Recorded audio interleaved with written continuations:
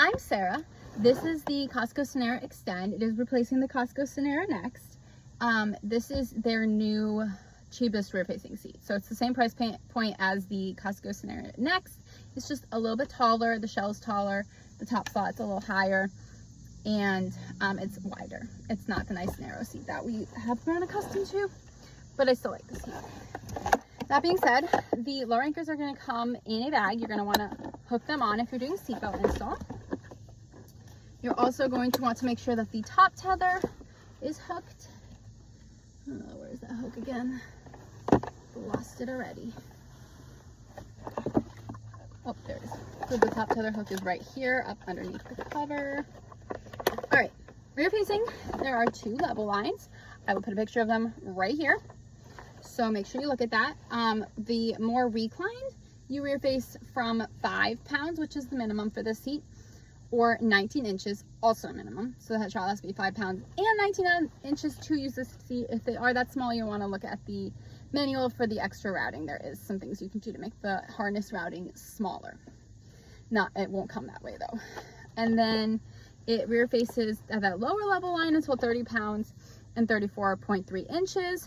And then the more upright level line is for children who are 30 to 40 pounds and 34.4 inches to 40 inches. And then it is outgrown for rear facing.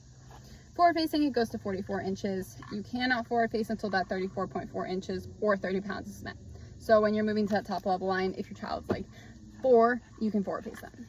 If they're just turned 2, I would recommend keeping them rear facing a little longer. At the more upright one. So I'm going to do the seatbelt at the more reclined. So I do have the same level line on my side.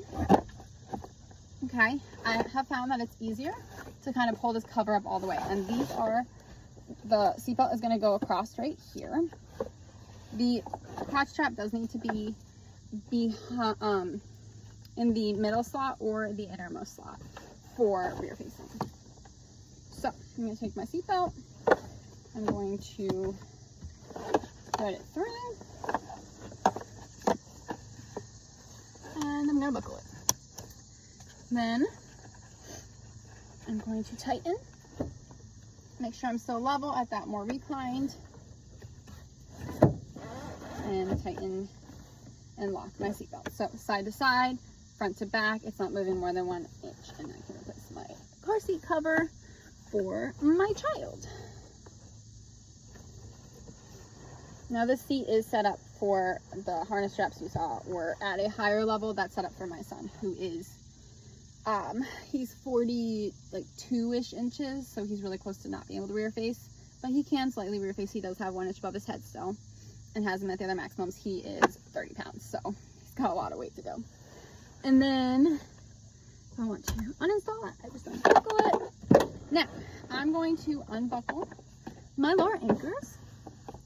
I'm going to take them out to the side. See, they're attached by a strap. You want to keep that strap attached. And I'm just going to thread it through where the seatbelt was a minute ago and make sure it's loosened. Okay, loosen it up all the way. Put it through. I do not like the install of this seat rear facing in my car with the lower anchors. I prefer seatbelt. It just is easier for me. That's not true of every car. That's just the way it works with this vehicle. All right. Now I'm going to put it at the more upright, which is a little bit more compact. It's still not super compact. It's a longer shell. And remember, Cosco wants you to be, if the vehicle allows, they want you to have the top, like this part of the car seat touching the back of the front seat, if your vehicle allows for it. So what I'm going to do is I'm going to pull up the cover again. I'm going to tighten this. It's moving all over because it's super loose right now. I also like to kind of pull all the slack out this way. See that? I'm going to make sure we're at the right recline because it's easy for this thing to pop up to the wrong one. And then I'm just going to tighten. Like I said, not my favorite install on this car. So what I'm doing is I'm pulling it. See, I have a strap. I'm pulling it up towards me. Because the way the mechanism in the thing works, it's easier to pull it this way.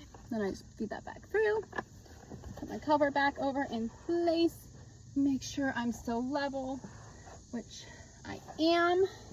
And then I'm gonna test it side to side, still loose. See, don't love this. So I'm going to make sure that stays level. And I'm going to tighten it down a little more. There we go. I got it a little further. So now I can test it again. Side to side, still loose. Side to side. It's not moving more than 1 inch though. It's moving like 1/4 of an inch. So that's tight. And it doesn't move front back at all. Alright, so it's not moving more than 1 inch side to side. It is not moving at all front to back. This is installed safely. So this is the Cosco Scenera Extend. This is the Cosco Scenera Extend. If you have the Scenera Next, I've done that video already, so you can look it up if you need the install. I'm Sarah, I'm a CPST. I review car seats to help make your search easier. And like and subscribe on here for more content, and follow me on Instagram, Tiny Passenger Safety. So to get these claw clips out, they're super big pain. You're going to loosen it a little bit, and then kind of have to push and then pull. So you want to push it, push, then pull. Okay, and don't pull out and then try and get it, because you have to kind of get it unhooked right here while you're pushing this part in. So that's a little trick for getting it out.